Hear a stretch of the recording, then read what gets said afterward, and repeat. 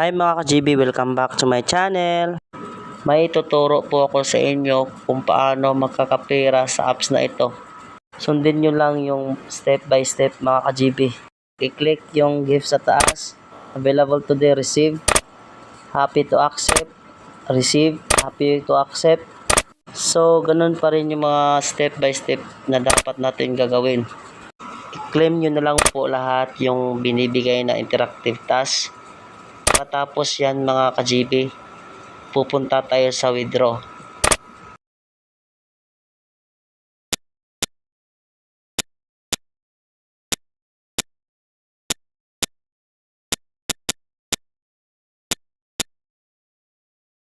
So what's up mga ka-GB? Nandito na tayo sa withdraw. Pindutin ang withdraw all. Dapat tama yung Lazada number natin na inilagay. Withdraw, happy to accept, then happy to accept. So naging zero balance na kasi na-withdraw na lahat. So ayan na po mga ka-GB.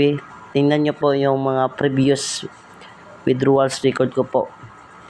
Yan po yung lahat ay na-receive ko na po sa Lazada.